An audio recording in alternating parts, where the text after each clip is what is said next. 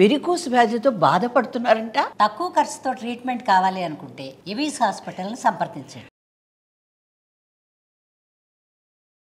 Hi hello, welcome to Suman TV. నేను మీ Roshan. So మనకు తెలిసిందే, నిన్న నైట్ కూడా చాలా చోట్ల వాళ్ళ డ్రోన్స్ అండ్ కాల్పులు జరగటం, పాకిస్తాన్ ఎదురు దాడికి పాల్పడుతుందని చెప్పేసి తెలిసిన విషయమే. కాబట్టి ఫిరోజ్పూర్లో నిన్న నైట్ దాదాపు 10 డ్రోన్స్ దాకా వదిలారు, కాల్పులు జరుపుతున్నారు. ఆ కాల్పుల్లో చాలామంది భారతీయులు వాళ్ళ కుటుంబాలతో అక్కడ ఉన్నారు.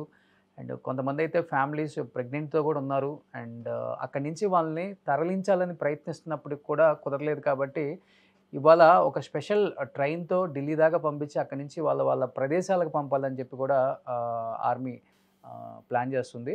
బట్ దానిలో భాగంగానే ఇప్పుడు నిన్న నైట్ నాకు వేరే త్రూ నాకు ఒక నెంబర్ వచ్చింది అక్కడ ఉన్న ఫ్యామిలీస్కి సంబంధించి. అండ్ తను ప్రెగ్నెంట్ అండ్ వాళ్ళ హస్బెండ్ కూడా 3-4 డేస్ అయింది అండ్ పోరాడుతున్నారు, ఇంటికి రాలేదు. మిగతా వాళ్ళు కూడా తెలుగు వాళ్ళందరూ కూడా అక్కడే ఉన్నారు. కాబట్టి దానిలో సుకన్య అని ఒక తెలుగు అమ్మాయి, కడప అమ్మాయి ప్రజెంట్ మనతో మాట్లాడటానికి అక్కడ జరిగిన సిచ్యువేషన్ ఏంటి, ఎలా ఉంది అసలుకి పరిస్థితిలో ఒకసారి ఆమెతో మాట్లాడి తెలుసుకుందాం. హలో సుకన్య, ఎలా ఉన్నారు? అంతా సేఫ్గా ఉందా ఫిరోజ్పూర్లో? నిన్న అసలు ఏమైంది? బాంబ్ అటాక్స్ నైట్ 8:30కి అనుకుంటా అటాక్ స్టార్ట్ అయిపోయింది. 10 వరకు కంటిన్యూగా ఇటు సైడ్ మన ఆర్మీ వాళ్ళు ప్లస్ అటు సైడ్ వాళ్ళు డ్రోన్స్ వాళ్ళు వేయడము, దాన్ని మన వాళ్ళు అటాక్ చేయడము. జెంట్స్ వాళ్ళు బార్డర్ ఏరియాలో డ్యూటీ చేయడానికి వెళ్ళిపోయారు అనమాట. ఓకే, ఏదైనా ప్రాణ నష్టం జరిగిందా? ఎవరైనా మీకు తెలిసిన కొలీగ్స్ ఎవరైనా కానీ? ముందే ప్రోటోకాల్స్ వచ్చాయి, ఎలా ఉండాలి సేఫ్ గా అని చెప్పేసి మేము అవన్నీ ఫాలో అవుతూ జాగ్రత్తగా ఉన్నాము. అమ్మా, మీది వీడియో బ్రేక్ అవుతుంది, అక్కడ సిగ్నల్స్ సరిగా లేవనుకుంటా.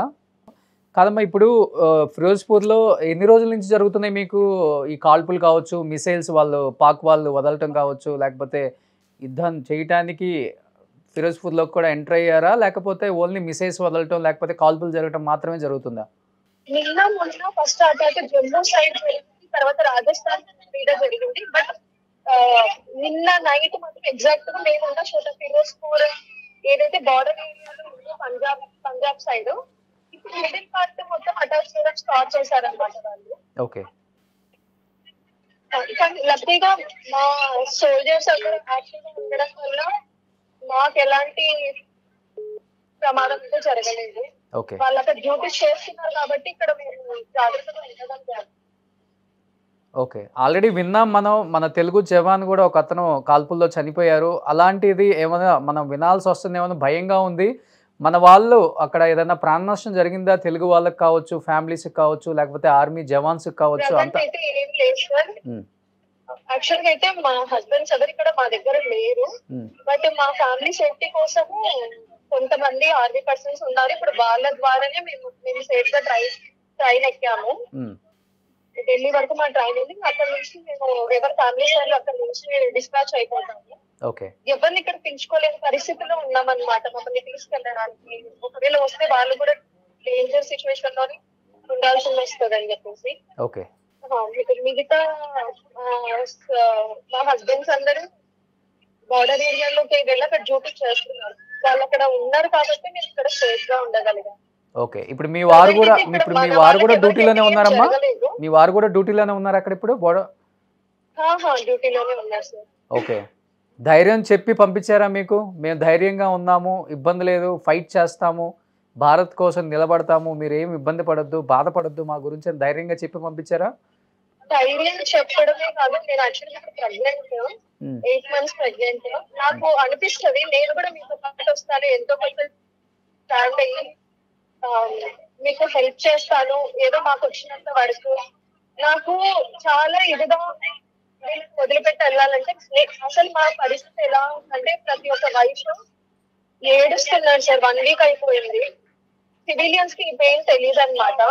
ఎవరైతే బార్డర్ ఏరియాలో డ్యూటీ చేస్తున్నారో వాళ్ళ పేరెంట్స్ కి, వాళ్ళ వైఫ్ కి, వాళ్ళ పిల్లలకి తెలుసు అంటే క్రిటికల్ సిచ్యువేషన్ లో ఉన్నామనేది.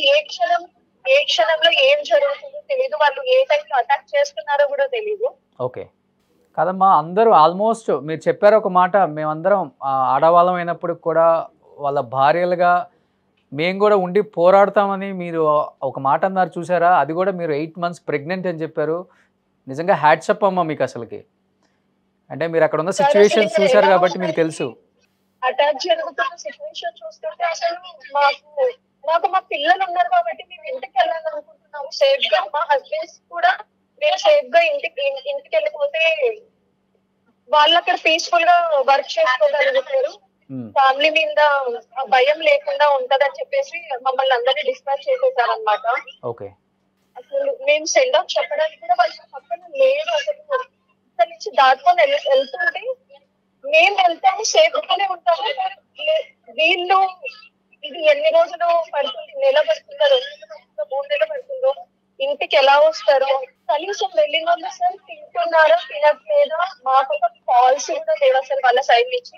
నేను కాల్ చేస్తే వాళ్ళు ఎత్తారు, వాళ్ళు రిటర్న్ కాల్ చేయడానికి కూడా వాళ్ళకి టైం లేదు అక్కడ. 24/7 వాళ్ళు ఆన్ డ్యూటీలోనే ఉన్నారు. అది ఎండకు ఉంటున్నారు. ఇక్కడైతే 2-3 days నుంచి పిడుగులు పడుతున్నాయి, ఫుల్ రైన్. ఆ టైంలో కూడా వాళ్ళకి నిలబెట్టుకొని వాళ్ళ గన్నులు పట్టుకొని డ్యూటీ చేస్తున్నారు. మాకైతే అసలు 1 week అయింది. పిల్లల కోసం మేము స్ట్రాంగ్ గా ఉంటున్నాం, మేము వీక్ అయితే పిల్లలు ఏమైపోతారా అని చెప్పేసి వాళ్ళని తలుచుకుంటేనే అసలు చాలా బాధగా ఉంటుంది. ఎన్ని రోజులైందమ్మా మీ వారిని చూసి మీరు? 5 days అవుతుంది సార్. 5 days అయింది.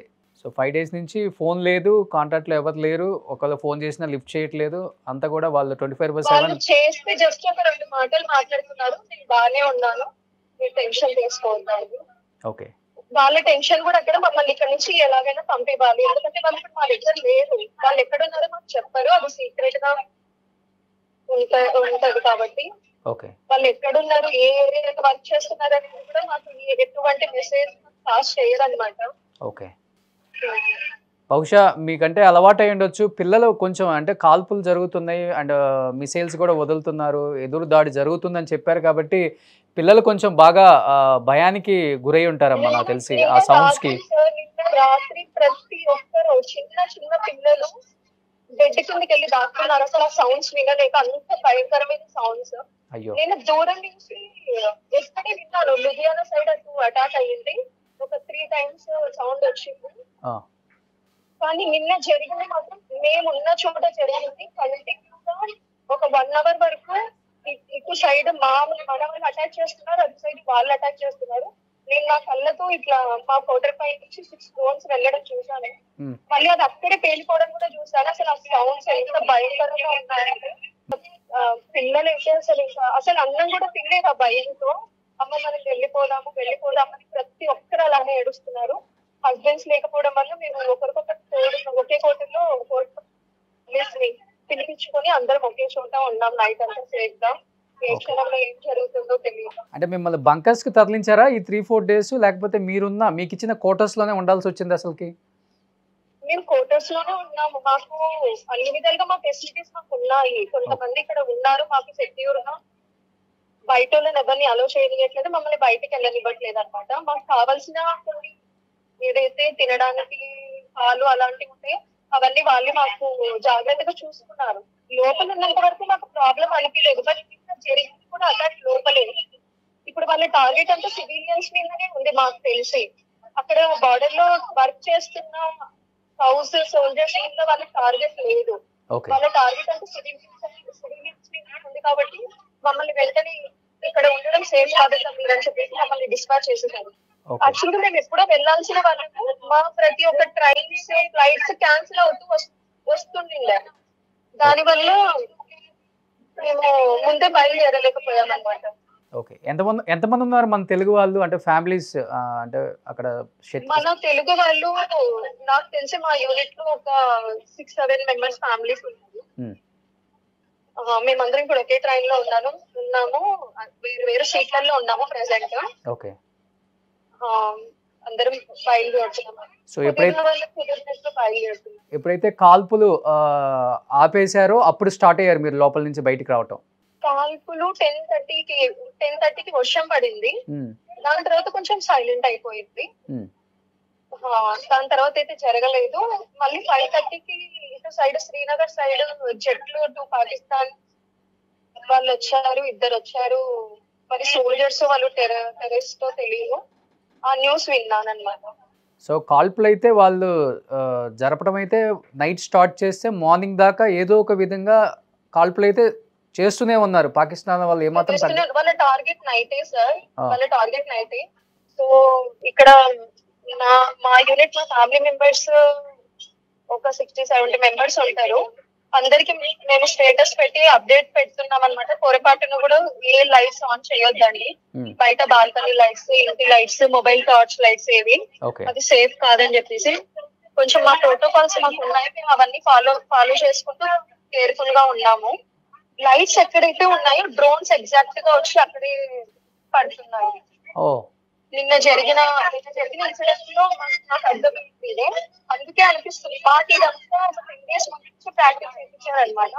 సైరన్ సౌండ్ రాగానే పిల్లలందరూ లోపలికి వెళ్ళిపోయి బయట ఎవరు ఉండకూడదు, లైట్స్ ఏది ఆన్ లో ఉండకూడదు. చాలా కష్టం నిజంగా. లైట్లు ఇంట్లో ఏమి క్యాండిల్ కూడా వెలిగించకూడదు అనేది కూడా చాలా కష్టం పిల్లలతో అసలుకి. పాపం నిజంగా అంతా క్లోజ్ చేసేసుకున్నాక ఒక దీపం పెట్టుకోవడమా, చిన్న టార్చ్ పెట్టుకోవడమా, అది కూడా బయటకి షాడో వెళ్ళకుండా అలా మెయింటైన్ చేస్తున్నాం అనమాట. ఫుడ్ వరకు డే టైమ్ లోనే ప్రిపేర్ చేసుకుని నైట్ వరకు అదే అడ్జస్ట్ అయ్యేలా సెట్ చేసుకునే వాళ్ళము. ఓకే, నిజంగా ఆర్మీ ఫ్యామిలీస్ అందరికి సెల్యూట్ అమ్మా.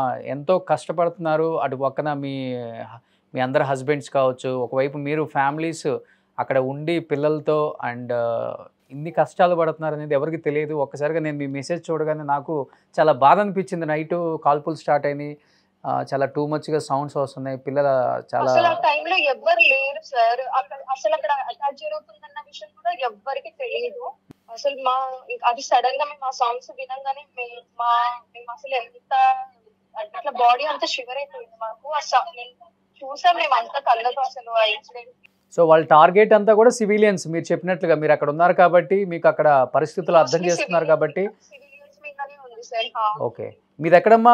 మీది ఆంధ్రానా తెలంగాణ? మాది ఆంధ్ర సార్. ఆంధ్ర ఎక్కడ మీది? కడప డిస్ట్రిక్ట్. ఓకే, సో మీరు జాగ్రత్తగా సేఫ్గా ఉండండి. 8 months ప్రెగ్నెంట్ అని చెప్పారు. ఒక బాబు ఉన్నారు కదా మీకు కూడా? సో 8 months ప్రెగ్నెంట్ అని చెప్పారు. చాలా ధైర్యంగా ఉండండి. ఈ టైంలో చాలా ధైర్యంగా ఉండాలి. అండ్ ఏ బ్యాడ్ న్యూస్ మనం వినకూడదనే కోరుకుంటున్నాము. అందరూ కూడా చాలా గట్టిగా పోరాడుతున్నారు భారత్ కోసం.